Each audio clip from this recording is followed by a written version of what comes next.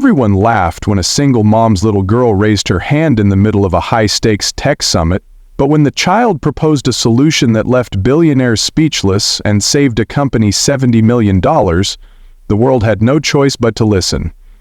This is a story about brilliance that cannot be silenced, love that cannot be dismissed, and the courage to speak up, even when no one expects you to. The ballroom shimmered in golden glass. Sleek suits, designer dresses, and tech world titans packed the private floor of the Walden International for the annual Pinnacle Innovation Summit. At the front of the room, a massive screen displayed the words, "Redefining the Last Mile, the Future of Delivery." Alexander Reed, the 36-year-old CEO of Veritas Tech, stood on stage, sharp in a tailored charcoal suit, projecting calm command. Cameras rolled. Investors leaned forward. 100 influential minds listened as he explained the company's 3-year struggle with optimizing their drone delivery network. And despite allocating over $50 million in R&D, Alexander said, "Our autonomous routing system still fails in dense urban clusters. A new solution must emerge, one that balances real-time reactivity with predictive logic." He paused for dramatic effect. That was when a voice, small, clear, and childlike, cut through the air from the very back of the room. "Excuse me, Mr. CEO, why not fix your delivery system with layered drone routing instead?" Gasps rippled through the crowd like a rogue wave.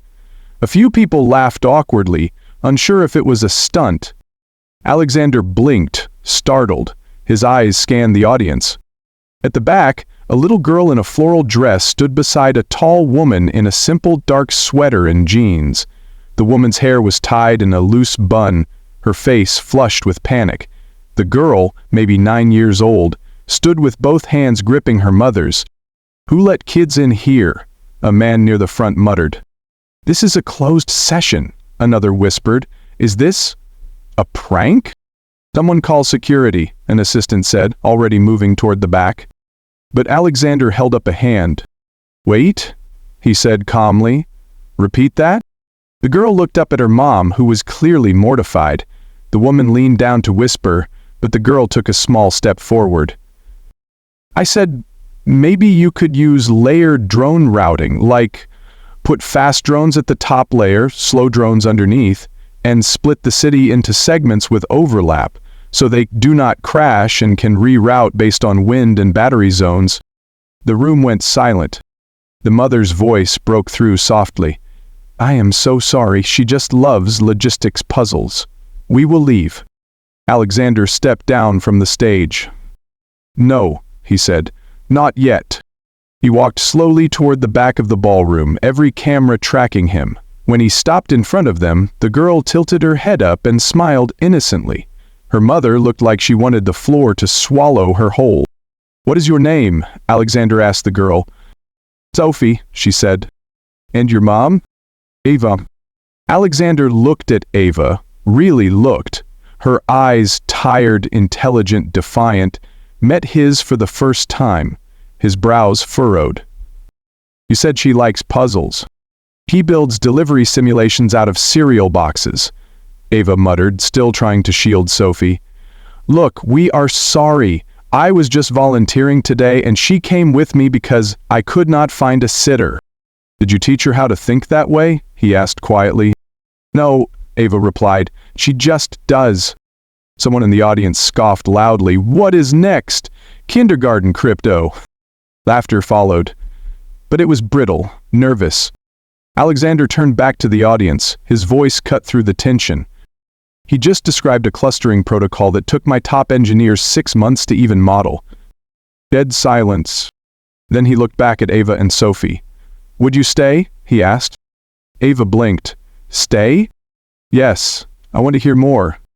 And just like that, a room full of power had been rerouted by the voice of a child and the quiet grace of the woman beside her. 2 years earlier, the scent of burnt coffee and floor cleaner filled the air of Maple Street Diner.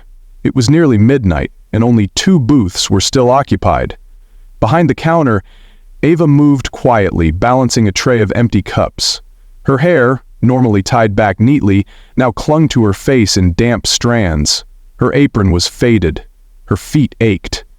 But her lips curved into a quiet smile when she checked the time. Just 30 minutes left before she could clock out and pick up her second shift. Ava Dawson was 32. She was stunning even in exhaustion, though she did nothing to draw attention to it. Her eyes were large and intelligent, her posture upright despite everything. And behind that warm, humorous energy was a razor-sharp mind. One that once managed international logistics operations for the largest drone delivery network in Europe. But that part of her life was sealed off, like an old room in a burned-down house. Now she was a waitress by day and a delivery driver for a third-party app by night. She did not complain. It was not about pride anymore. It was about Sophie. At exactly 12:30 in the morning, Ava pulled into their apartment complex. The building was old, 4 floors of cracked bricks and buzzing hallway lights, but home nonetheless. Apartment 2C had a sticky lock, 3 latches, and a welcome mat that read, "Genius lives here," drawn in child's handwriting. Inside, the air was warm with the scent of melted crayons and hot glue. Sophie was curled up on the floor in her pajamas, glasses slightly tilted, her wild curls pinned back with paper clips. On the carpet in front of her was an elaborate setup.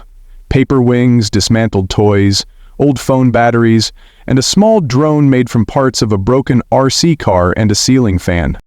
Ava knelt beside her and kissed the top of her daughter's head. "Sweetheart, it is late." "I made a new rotor arm," Sophie whispered, not looking up. "It adjusts automatically if it hits a wind shear." Ava raised an eyebrow. "You got it to stabilize?" Sophie nodded proudly, then yawned. Their apartment was cramped. 1 bedroom, a tiny kitchen, and a bathroom with a faucet that dripped like a heartbeat in the night. But on the walls were maps, hand-drawn delivery grids, equations scribbled on stickies, diagrams made from noodles, rubber bands, even foil. It looked more like a tiny lab than a home, and Ava would not have had it any other way. The next morning, Ava sat at the small kitchen table with a mug of instant coffee and a worn journal in front of her.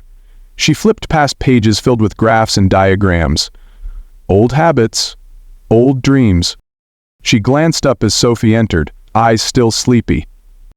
"You forgot to carry the 3, Sophie said, pointing to her mom's notes. Ava blinked, then laughed. "You are right." She had tried to leave that life behind. When her marriage ended, when she found out she was pregnant, alone, and blacklisted by the same corporate board that had once cheered her ideas, Ava had walked away. She never told anyone what had happened. No one at the diner knew. The other drivers assumed she was just another tired mom. But Sophie knew. Not the whole story, but enough. "Did you really used to run a drone company?" Sophie once asked, eyes wide. Ava smiled without answering. "I used to make really boring spreadsheets about flying things." Sophie had giggled. "That sounds awesome." They had few things, but their world was rich. Rich with ideas, dreams, and inside jokes. Every Friday night was data night, where Sophie got to present one of her inventions to her mom, who listened like a proud investor. Every Tuesday, Ava snuck home early to watch documentaries and eat discount cupcakes together on the floor. They were a team, one mind split between 2 hearts. And to Ava, that was enough. Still, there were moments, quiet, aching ones, when Ava would look at a headline about her old industry and wonder what could have been. She missed the challenge, the thrill of solving impossible logistics problems. She missed leading. She missed being seen for her mind, not just her face or uniform.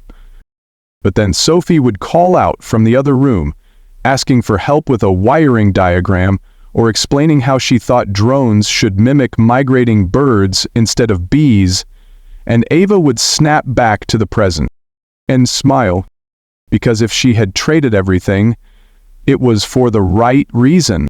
She just never imagined that reason would one day take center stage in a room full of billionaires and outshine them all. The grand ballroom of the summit shimmered with cold elegance, gold-plated fixtures, glass chandeliers, and flower arrangements so symmetrical they looked algorithmic.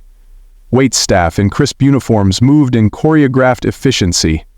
At the back of the room, through the service corridor, Ava adjusted her borrowed black blazer and tried to calm her nerves. She had not wanted to come. Volunteering at the Pinnacle Innovation Summit meant long hours, aching feet, and a front-row view of a world she no longer belonged to. But it paid well, and she needed every cent to cover Sophie's winter school tuition. Sophie walked beside her, her small hand gripping Ava's fingers tightly. "Are you sure it is okay I come with you?" she whispered. Ava gave her a quick smile. "Just stay close, use your inside voice, and do not touch anything glowing." Sophie nodded solemnly. No one asked questions at the volunteer desk. Ava had always had a way of blending in when she wanted to. She wore her hair back, no makeup, and her name tag simply said, A. Dawson, Logistics Assistant. No one needed to know she used to run supply chains in 4 countries. She helped unpack glassware in the back service lounge, keeping Sophie seated quietly with a juice box and her sketch pad. When asked to assist with the beverage trays, Ava obliged, adjusting her posture, lifting her chin, and stepping into the ballroom as though she belonged. But the room did not welcome her. People barely glanced at her as she passed. When they did, it was with veiled judgment, or worse, dismissive politeness. She was background. A group of venture capitalists stood in a tight circle near the main stage, all tailored suits and expensive cologne. One of them, a man with silver hair and 2 right teeth, took a glass from Ava's tray and said with a smirk, "Pretty girl like you, stuck carrying trays?" Ava smiled back, effortless. "Someone's got to remind you all to hydrate between bad investments." There was a pause, then awkward laughter. He blinked, momentarily unsure if he had just been insulted. Sophie, from behind a pillar, saw the exchange. Her eyes narrowed with a kind of protective pride. Another group of guests whispered as Ava passed, "Was she invited or—" "She is. Staff, just look at her shoes." And still, Ava did not flinch. She carried her tray with perfect balance, nodding when spoken to, laughing when needed. She joked with the other staff, fixed a glass tower centerpiece with tape and wire when it collapsed, and smiled through every moment of condescension. It was not new. Ava had long since learned how to walk through this world invisible, but Sophie was watching. Sophie sat cross-legged near the AV station, her sketch pad open, pretending to doodle, but her eyes were on the presentation screen that displayed Veritas-Tech's logistics performance map in real time. She frowned. "Their algorithm treats vertical density the same as horizontal spread," she mumbled. "That would never work with their warehouse layout." No one heard her. Or so she thought. Near the side of the ballroom, Alexander Reed stood with a group of tech press. He was scanning the crowd, searching for his next cue, when his eyes landed briefly on Ava. She was pouring drinks for a group of executives, laughing politely at a joke she had clearly heard before. He registered her without recognition. Another volunteer, he assumed, maybe catering, but something about the way she moved caught his attention. Composed, effortless, like she had been here before, only under different lights. Then his gaze shifted, just for a moment, to the small girl peeking from behind a column. Her hair curled wildly at the edges, and she was scribbling furiously onto a napkin with a ballpoint pen. Alexander's assistant leaned in. "You are on in 5. He nodded and turned away. Back at the corner, Sophie's eyes followed the chart on the screen. A new delivery failure alert blinked red. She sighed. "They still not accounting for battery drift at suboptimal wind angles," she murmured. Ava returned, setting her empty tray near the entrance. She crouched beside Sophie. "How are we holding up, Agent?" "Can I ask one question?" Sophie whispered.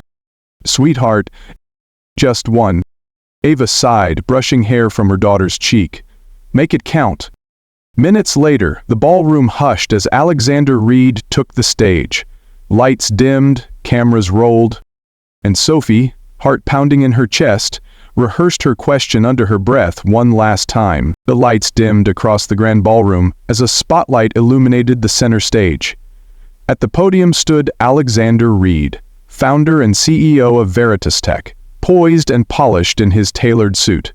His voice carried effortlessly through the speakers, drawing immediate silence. 3 years, 5 teams, 47 iterations, and we are still losing 30% efficiency in high-density delivery zones. But here's the truth, he paused, scanning the room. This is not a technology problem. It is a human one. We have forgotten how to look sideways. The crowd applauded. Tech influencers, investors, journalists nodding in unison, admiring his charisma. Sophie sat tucked in the shadow of a marble pillar, eyes wide, scribbling notes on her juice-stained sketchpad. She was leaning forward now, listening intently as the screen behind Alexander revealed a simulation of drone delivery paths tangled over a city grid. And our latest model, he continued, still fails to compensate for tiered drift in vertical traffic zones, especially around clustered high-rises in city cores. Ava whispered from behind her, "Almost done. 10 more minutes, then we sneak out for ice cream, I promise." But Sophie was no longer hearing her mother. Her brow furrowed, her hand clenched the pen tighter. She leaned toward the edge of her seat. And then it happened. "But why not use layered drone routing instead?" Sophie said aloud, the question leaving her lips with no filter, just innocent logic wrapped in curiosity. The microphone had just cut for Alexander's next slide, which meant the room was still. Her voice echoed. Heads turned. Alexander blinked. A woman in pearls gasped, "Who said that?" Sophie immediately shrank behind Ava's arm. Ava's eyes went wide in horror.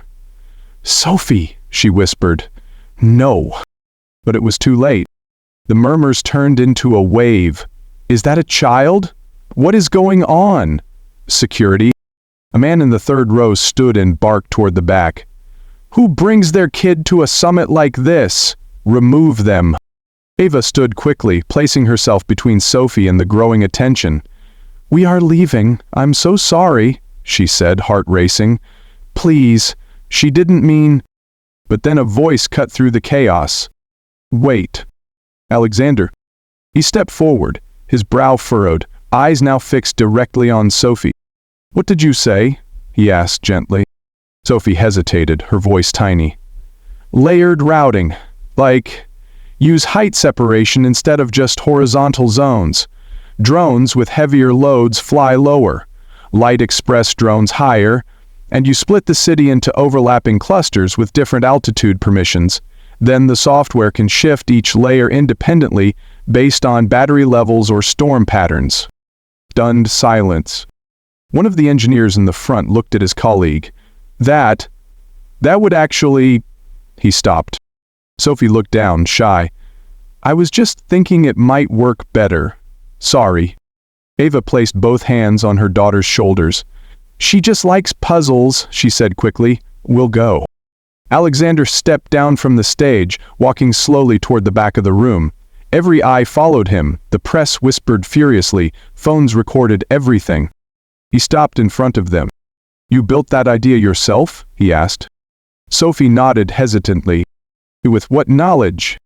"I read about how air traffic works, and we made a map with cereal boxes, and I asked Mom why the drones always go flat instead of stacked." Alexander turned to Ava. "Is this true?" Ava, cheeks flushed, straightened slightly. "She plays with models at home. Nothing formal. We cannot afford real software." "She is not trained?" he asked. "He is 9, Ava said. Laughter rippled, but it was nervous. Alexander turned to the security team at the side. "No one is being removed." Then, facing Sophie again, he crouched slightly. "If you had 1 hour, a whiteboard, and 3 engineers, could you show me what you meant?" Sophie blinked, then grinned. Ava stepped back, breathless. "Wait, what?" Alexander looked up at her.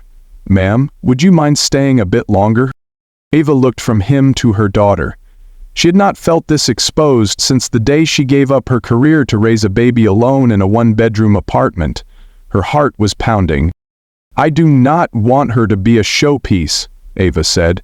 "This is not a press stunt." "It is not," he replied. "It is a door.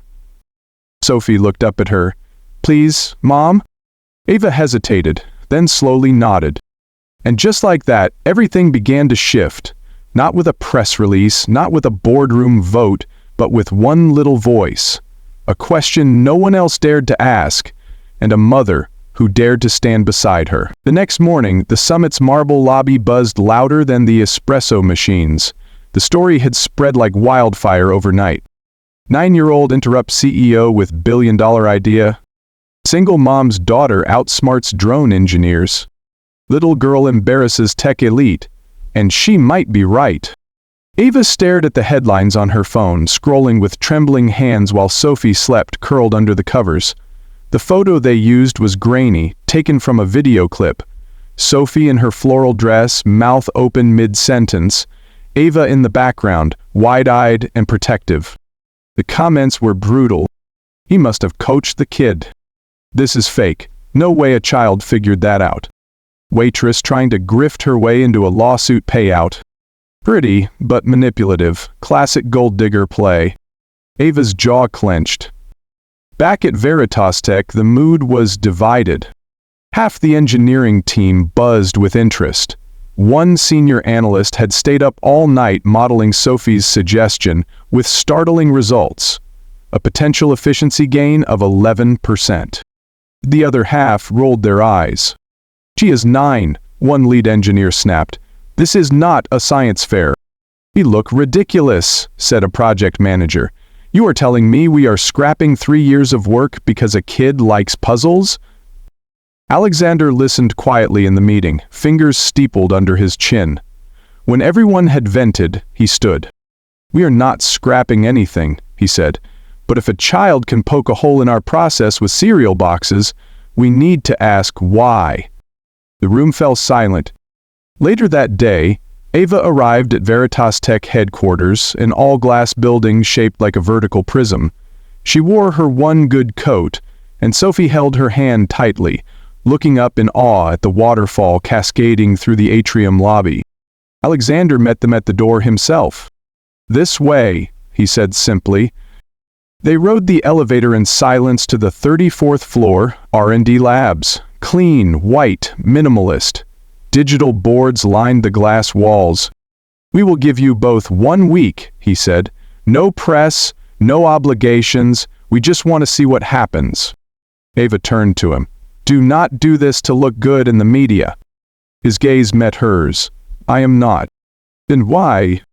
He hesitated, then replied, "Because I want to know how a waitress and her daughter saw something my team of PhDs missed for over 1,000 days. Ava's jaw tightened. She was not used to being seen. Not like this. "We are not your redemption arc," she said flatly. "I am not asking you to be."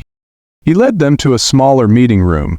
Blank walls, one whiteboard, and a screen connected to a live drone simulation feed. Sophie ran to the board immediately, already sketching air paths. Ava lingered. She was about to step back out when Alexander asked, without turning, "What did you used to do before?" She froze. "I ran drone optimization for a global logistics firm," she said softly. "Tier 1 clearance. I helped design real-time route recalibration for international payloads." He finally turned to look at her.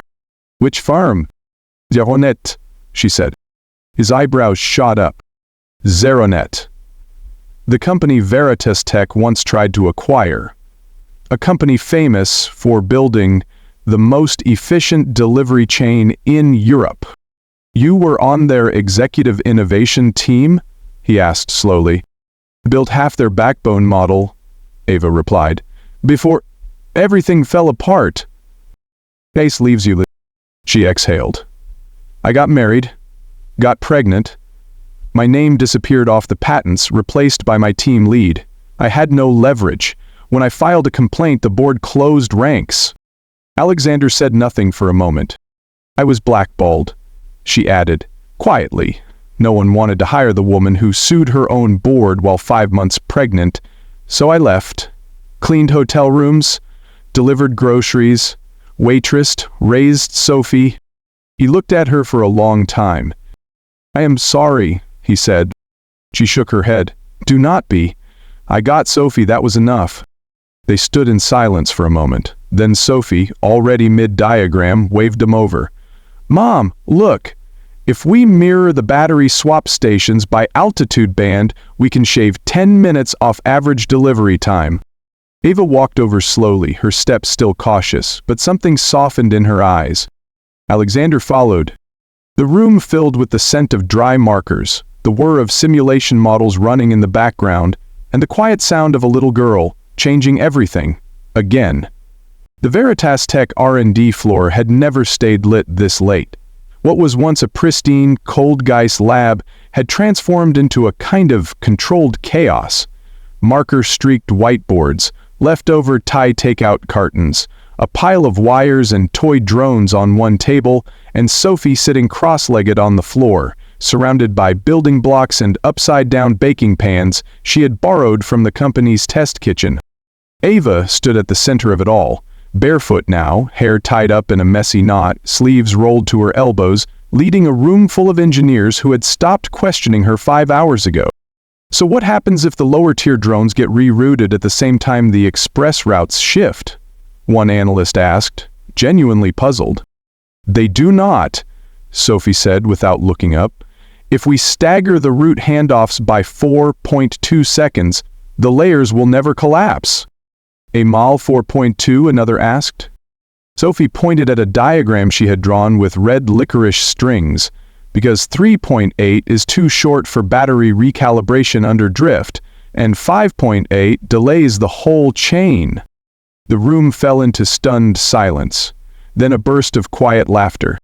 Ava looked at her daughter and smiled. She reads a lot. Alexander stood in the doorway, watching the scene unfold. He had stopped pretending this was a trial 2 days ago.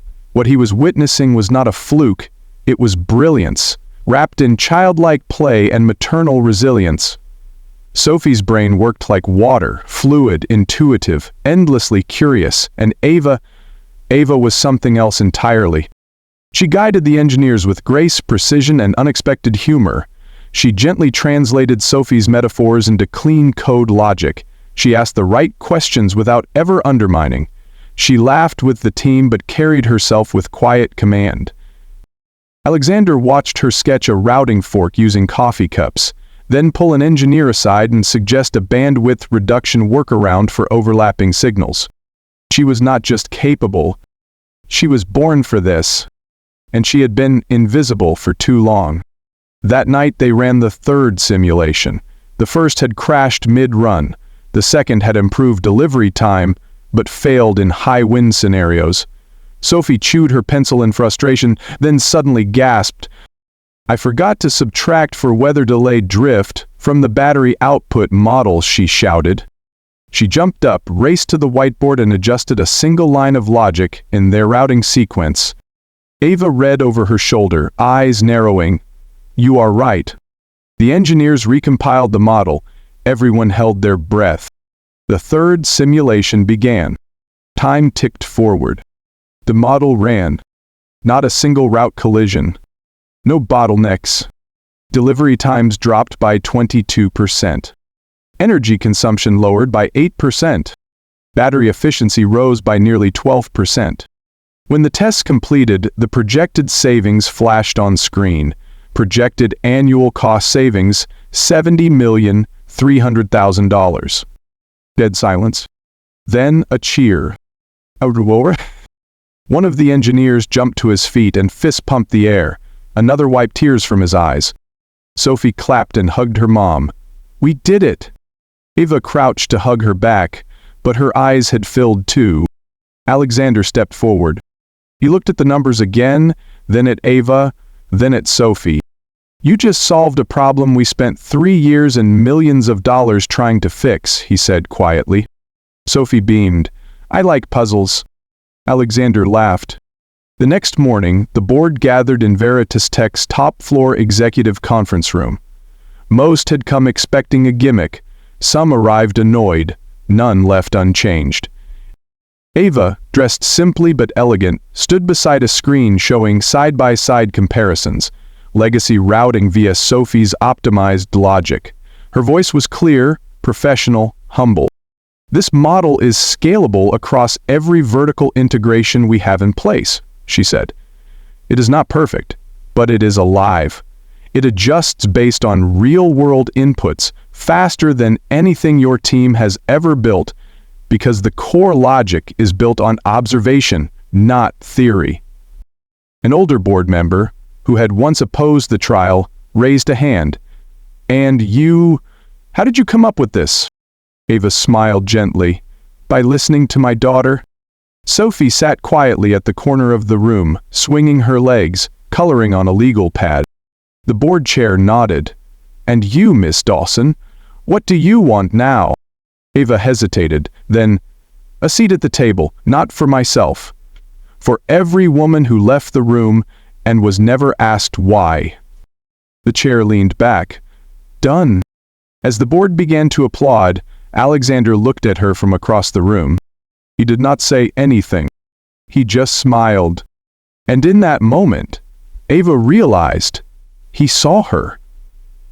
Not as a volunteer, not as a forgotten executive, but as the woman she had always been, finally standing in the light. 2 weeks after the historic board meeting, Ava Dawson walked back into Veritas Tech, only this time not through the side door used by volunteers.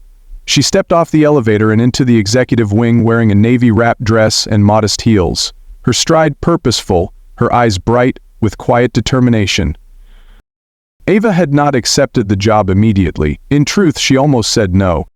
But when the board chair called her directly and said, "The offer is yours, with complete freedom to build your own team and define your schedule," she felt something shift inside her. Not power, not pride, just peace. The kind of peace that comes from finally being seen on her own terms. The offer letter was simple, but the salary had 6 zeros. The title? Executive Vice President of Dynamic Systems Innovation. And beside it, in a separate envelope addressed in careful penmanship, was Sophie's invitation. A personalized offer to join Veritas Tech's elite youth mentorship program. Not for show, not for PR, but because the child had stunned engineers who had stopped being surprised by anything. Ava stared at both letters for a long time before telling Sophie. The little girl's reaction was as unexpected as ever. "Does it come with snacks?" she asked, very seriously. Ava had burst out laughing. "Yes, it comes with snacks." The media picked up on the news immediately. Headlines shifted from mockery to awe. Waitress turned executive, and her daughter is just getting started. 9-year-old drone prodigy and her single mom rewrite the rules of innovation. Veritas Tech's secret weapon? A mother-daughter duo you will not forget. TV networks called, talk shows emailed, 2 major publishers offered Ava book deals. She turned all of it down. "I did not do this to become famous," she said, sipping coffee in her tiny but warm apartment while Sophie built a new drone prototype on the floor beside her. "I did this so I could stop worrying if the rent would clear." The day after Ava signed her new contract, a handwritten note arrived at her desk. It read, "No media, no cameras. Just the sky, dinner, and maybe a little peace. Rooftop, 7 p.m. "Oh," Sophie giggled when Ava read it aloud. "Is he asking you on a date?" Ava smiled without answering. That evening, as the sun dipped low over the skyline, Ava stepped onto the rooftop terrace of Veritas Tech's main building. It had been transformed. Soft string lights, a single long table with 2 chairs, warm plates of roasted vegetables and lemon risotto, chilled sparkling water in tall glasses. Alexander stood at the edge, hands in his pockets, looking out at the city. He turned as she approached. "You clean up well," he said. She smirked. "You should see me at 3 a.m., covered in cookie crumbs and Lego wheels. I'm not sure my board is ready for that version of you." "Too bad, she is the one who rebuilt your company's routing logic." He smiled, and they both sat. The evening was soft, filled with quiet laughter and gentle teasing. You know, Ava said midway through dinner, leaning back in her chair, if this is your version of a first date, your timing is awful. He tilted his head. Awful? She gestured to the chaos of their recent lives. My daughter is being recruited into a program meant for teen prodigies. I am running simulations for international drone deployments while also trying to get my laundry machine to stop flooding the bathroom. And yet here you are. I was promised lemon risotto. He laughed. And? She took a bite. Not terrible. There was a pause. A warm breeze carried the scent of jasmine across the rooftop. Alexander grew serious. You once said you did not want to be anyone's redemption arc. I remember. Well, he said, voice low, I do not want to be yours either. I want to walk with you, wherever this goes. Ava looked at him, her expression unreadable for a moment. Then she nodded slowly. Just do not fall behind. I walk fast. He smiled. Then let me get better at timing. They stayed on that rooftop long after the stars had appeared. Two people who had lost pieces of themselves in very different ways, finally beginning to find something new. Not just success, not just redemption, but the quiet, unexpected beginning of something like love. 1 year later, the Veritas Tech campus looked different, not because of architecture, but because of culture. Ava Dawson, now a senior innovation executive, had used her influence to launch one of the company's proudest initiatives, the RISE program, a mentorship and employment pipeline for single mothers in tech. The once polished walls of the 34th floor now held framed photos of working mothers with their children, smiling beside prototype tables and drone control stations. Ava's favorite was the photo of her and Sophie, taken the day Sophie's mentorship was formally announced. But today, Ava was not on the 34th floor. She stood in a local middle school gymnasium decorated with glittered banners and cardboard rocket ships. Folding chairs lined the walls and proud parents clutched their phones, ready to record. On stage, children gave presentations for the annual district-wide Junior Innovators Science Fair. Sophie stood behind a white trifold board titled Smarter Wings for a Greener Sky. Her latest idea, environmentally adaptive drones that changed routing patterns based on local air pollution data to reduce carbon output. Ava stood backstage, her hands clasped, her heart thumping. Alexander appeared beside her, dressed in a navy jacket, hair a little windblown. He carried 2 lattes in a small paper bag. She forgot breakfast, he said, handing Ava the bag. Waffles with cinnamon. Ava smiled. You remembered. I always remember waffles. Sophie came bouncing up, sneakers untied, holding her note cards. I am nervous, she whispered. Alexander immediately knelt beside her and gently began tying her laces. You are going to be brilliant, he said softly. Sophie looked at him, big brown eyes serious. Do all dads get this nervous? Ava's breath caught in her throat. She turned instinctively to look at Alexander. He did not hesitate. He smiled. Only the lucky ones, he whispered. Ava felt her eyes sting, but she said nothing. She reached for his hand, squeezing it gently. Sophie straightened her little shoulders and marched onto the stage with her usual confidence. The lights hit her face, and she grinned. Behind the curtain, Ava leaned into Alexander's shoulder. You are a softie now, she whispered teasingly. He smiled. Do not tell the board, it would ruin my image. The announcer called Sophie's name. Applause rang out as she stepped up to the microphone. Ava and Alexander walked to the front row, side by side, their hands brushing, then clasping as they sat down. Sophie began explaining her drone model, pointing animatedly at the prototype made from upcycled materials and real sensor data. The crowd listened in awe. A reporter snapped a photo of the family without realizing how much weight was held in a single frame. A once mocked waitress, a once lonely billionaire, and a little girl who changed everything with a question no one expected. After the presentation, Sophie returned to them with flushed cheeks. I did not even stutter, she said proudly. You were perfect, Ava said, kneeling to hug her. Alexander knelt beside them, kissing the top of Sophie's head. They rose together, arms linked. Outside, the spring sun warmed the sidewalk. Birds traced lines through the sky. Small winged machines hummed far above, part of a smarter, greener network that Sophie had helped inspire.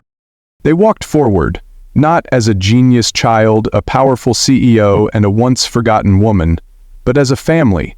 One built not just by brilliance, but by bravery, belief, and love that had quietly grown from the ashes of past heartbreak. If this love story and mother-daughter journey touched your heart, do not forget to hit that subscribe button and turn on notifications for more soul-stirring stories, emotional stories, and heartwarming stories like this one. We absolutely love reading your comments, so tell us, where in the world are you watching from? Have you ever seen talent bloom in an unexpected place? Or found love where you least expected it? Share your stories below. We would be honored to hear them. Thank you for being part of this storytelling community. See you in the next one.